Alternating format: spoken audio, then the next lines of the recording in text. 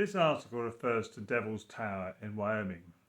Devil's Tower was made famous in a film in the 1970s called Close Encounters of the Third Kind, in which a spacecraft lands on Devil's Tower.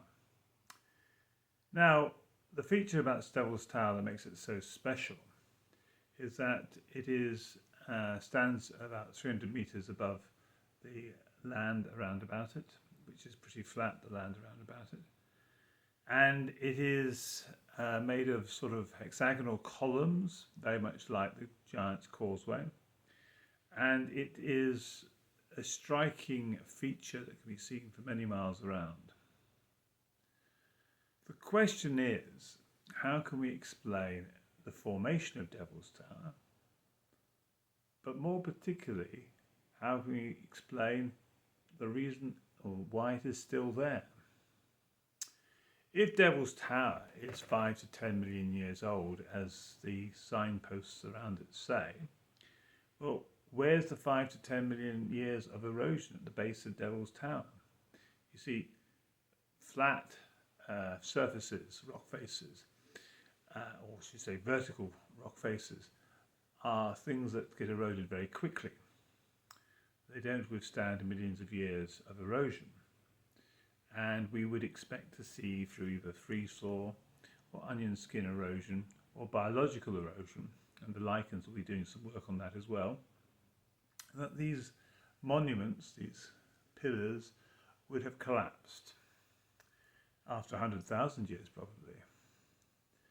And in fact, what we will find at the base of the cliffs is only thousands of years of erosion. And I've posited that actually that will be our experience at the base of cliffs all over the world. It's that you'll only ever see thousands of years of erosional material at the base of a cliff. So that's my prediction, and I have no reason to believe it is going to be contradicted from all the photographs and all the evidence I've seen. And that would therefore indicate that those cliffs are not millions of years old. They're a product of an event that took place thousands of years ago. And if all the cliffs in the world have roughly the same level of debris at the base, then it would suggest it is the same event on a worldwide scale. And then that explains the formation of Devil's Tower. For you see, Devil's Tower stands above the landscape. It's obviously the product of some magma coming through, because it's granite basically made of volcanic material, cooled quickly, which the sea waters would have done, the flood waters would have done. But the sedimentary material that surrounded this great plume of magma has long since gone. It's nowhere to be found. So something must have swept it away. It certainly wasn't a river. And as we know, the rock faces are only thousands of years old because there's no erosional material at the base. So 1,000 years ago, not only was this volcanic plume erupting through sedimentary rock, but the sedimentary rock through which it erupted has long since gone.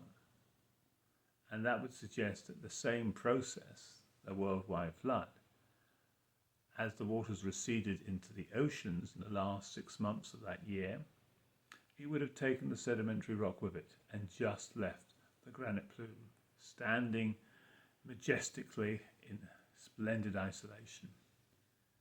And so you see the Devil's Tower is a monument to the worldwide flood and cannot be explained by long ages.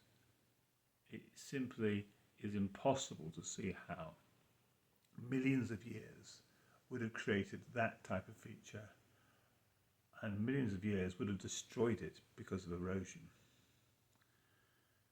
And if we therefore see in features like Devil's Tower, and there are many others like it, such evidence for the worldwide flood that is impossible to deny, then we see that we have evidence for the Bible being true. And if God judged the world once with a flood because of sin, then we must be aware that God will judge the world again when his Son Jesus Christ returns. And that is a serious matter. And really that's the heart of why I produce these videos and compile and curate these articles, so that we might have evidence that will help us escape the judgment to come and become instead inheritors of eternal life. Well, thank you for listening.